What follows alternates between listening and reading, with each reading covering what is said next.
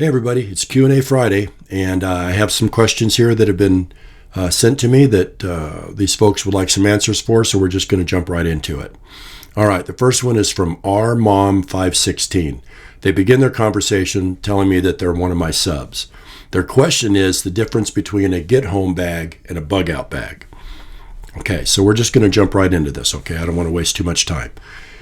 To answer that, I believe that a get-home bag has less items in it, it weighs less, and it's just for getting you home. It's not your bug out bag. It's just for getting you home in an emergency. So I put a list of things I believe that you should have in it.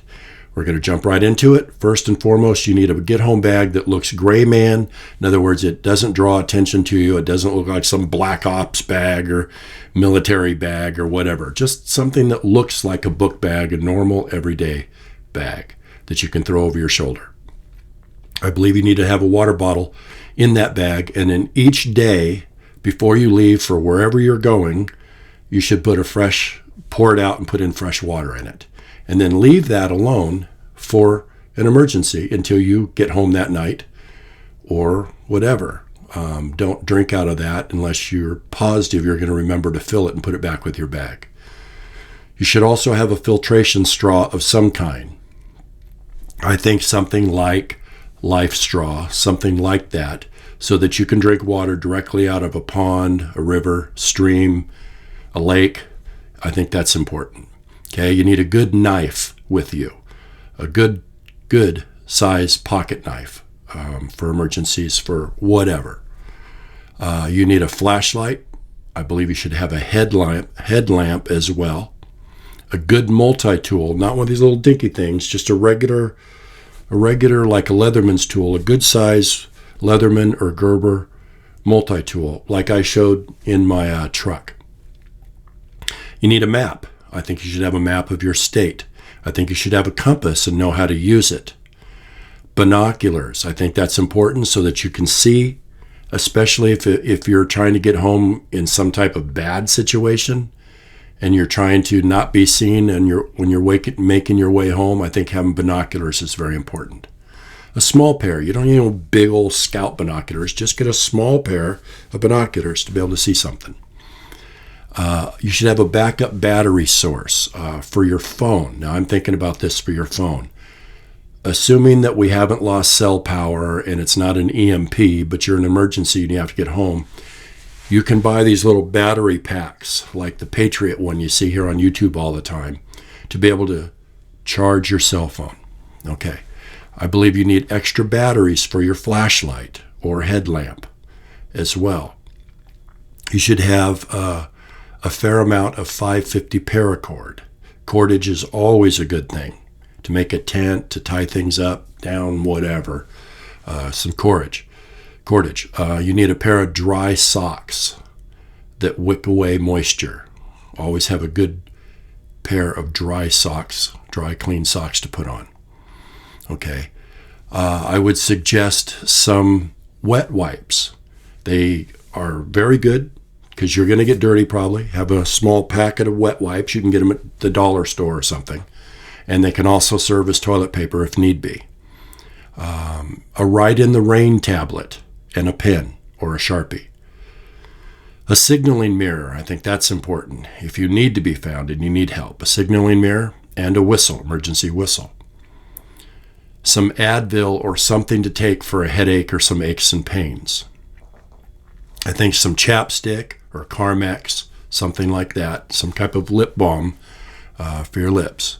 Some mosquito wipes are important. You don't want to have to carry a bunch of little bottles of mosquito repellent to spray all of you. You can buy the packets of mosquito wipes, open one up and wipe yourself off with it. It'll keep the bugs off you.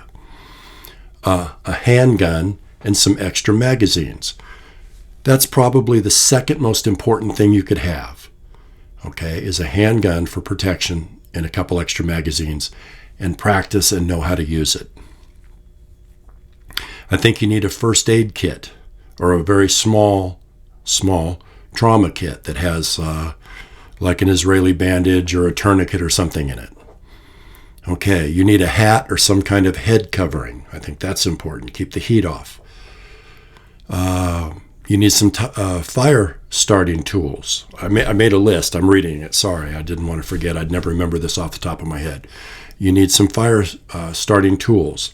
In other words, like wet fire tinder. It can get wet and it can still start a fire. It'll burn right away. Some cotton balls with Vaseline on them in a baggie, a sandwich bag, something like that. Okay, fire steel or something for starting fires. Don't rely on having like just a Bic lighter or something. They fail all the time. Okay, you will need to eat, so have some food bars. I feel I've shown them in my gear before. Some mainstay food bars are enough. Those ration bars are enough to handle for a couple days to get home, and they're small, and that will do just fine. What else? You need a small saw, like a little hand saw. Now, in my gear, I've showed you, it looks like a big pocket knife. It's about so big, and then the blade opens up, but it's actually a saw for sawing some wood. You could saw some little branches or twigs or whatever to get a fire going or to do whatever you might need. I think a hand saw is important. I think you need some kind of a raincoat or covering in case it's raining. You can roll those up very, very small and tight. Put a rubber band around them or tie them with a piece of twine or something and throw in there. You need a tack bivvy, something like that.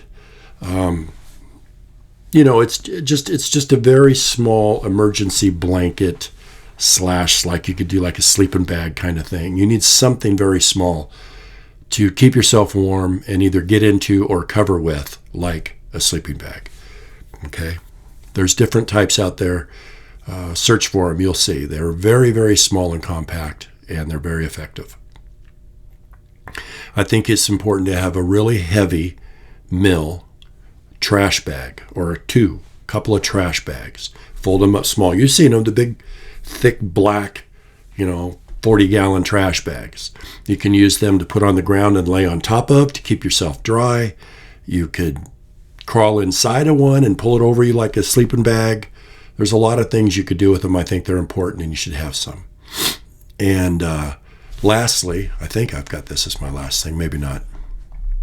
Yeah, I feel that you should have some type of a ham radio, a small handheld ham radio. You don't have to have the license to broadcast on a ham radio according to the FCC in an emergency. If it's for an emergency, you can do that. But you can listen. You can listen to what's going on a ham radio, and I think that's important. So those are the things that I think you should have in a get-home bag. I hope you found that helpful.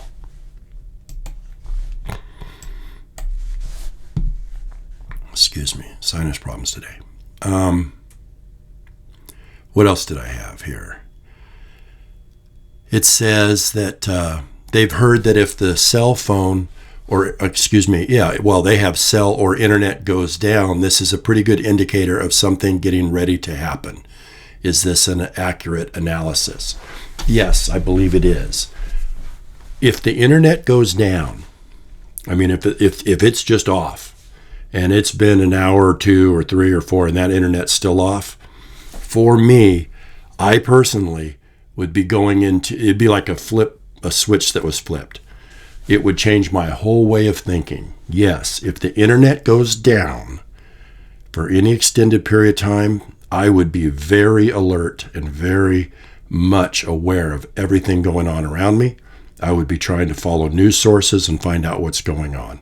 Yes, I think that's a very good indicator of something big's about to happen.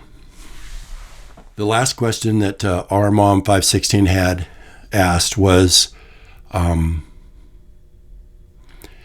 have you ever pastored a church?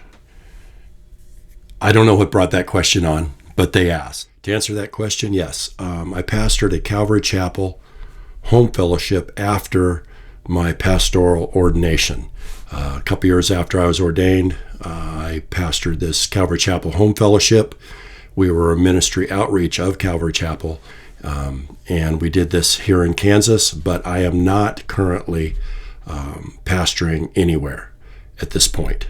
So I don't know where that came from, but thanks for asking, and yeah, your answer is yes, I did in the past. Next, the next question we had was from Will Patriot, and he says that he had purchased a fifth wheel trailer. So he's got a big travel trailer now, and he wanted to know items that I thought or could recommend to him to have in that trailer. It's primarily going to be for camping, but he also wants it to be pretty readily available if they had to use it in a bug out situation and they were taken off somewhere. They could have this fifth wheel with them and basically be taking their house with them. And he wanted to know if I had any information that I could help with for items that he might want to put in there that are a little different than just the obvious normal things. And Will, I already know you're going to have, I'm sure you're going to have self-defense weapons of some sort. Obviously, since it's a travel trailer, it's shelter. It's going to be your home. You're going to have food and water in it. That's a given, no matter what. And a place to sleep and all that. So it's going to be stocked. We both know that. You're going to have it stocked pretty nicely just for camping purposes at the very least. So I have a few recommendations that I'll give you. Of course, they're just my opinion. So keep that in mind. But yes, I have a couple. First of all, I would have more than one weapon in the trailer, handgun for sure, and maybe even a stored rifle somewhere within the fifth wheel.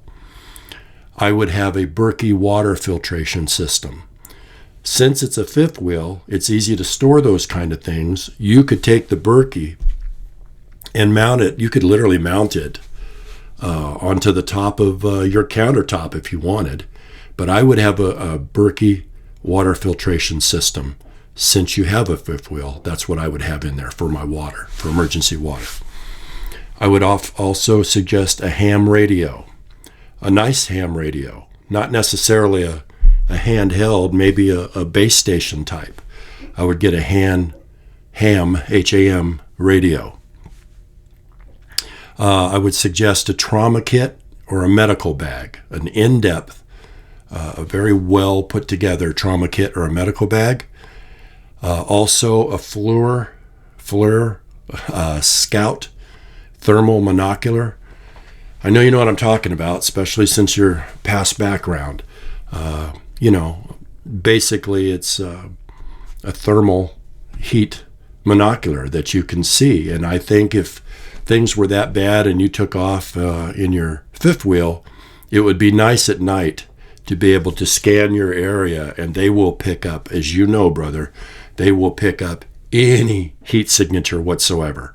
And you'll know what's around you, even though it's pitch black and you can't see anything. So I think it's called a Scout. It's about the size of this microphone. Okay, it's about that big, about that round. It's by FLIR, and it's called a Scout. I would look for one of those. Also, lastly, I would put in, as a suggestion, I would put in a NOAA emergency weather radio. Not sure where you're at. I did know, but I'm drawing a blank right now. But I think for emergency severe weather, tornadoes, things like that, I would have a quality NOAA weather radio, not the little pocket thing. I'd get the kind that's the size of a good sized book. They're about this big, and they sit on your desk for emergency broadcasts and weather. Keep in mind that government broadcasts come over those weather radios in an emergency. So I think that radio would be very handy and very important. And that's it. That's all I came up with suggestions for, because you're a very smart man and you've been around and you really know what you need. So I think these things just may be a little extra helpful that you may or may not have thought of. Okay, that's it. That's all we have for today. I hope you found those questions helpful. If you have any comments, of course, leave them in the comment section. Any questions, I'll be glad to answer them. And if you have questions that you want answered on Friday, submit your questions to my email. You'll see it in my About section. And I will make a video and answer those questions next Friday. Okay? As a reminder, we have a live stream tonight Prepper Trio live stream at 7 o'clock. It will be on RWP's channel, Real World Prepper. He's hosting it. It will be on his channel. Myself, Zombie Farmer, and RWP will have a live stream tonight at 7 o'clock. If you would like to join us, we would look forward to that. So that's it. We'll talk to you guys later. Thank you for all your support. I appreciate the support for my channel. I'll always ask if you guys can afford it and you'd like to help support my channel.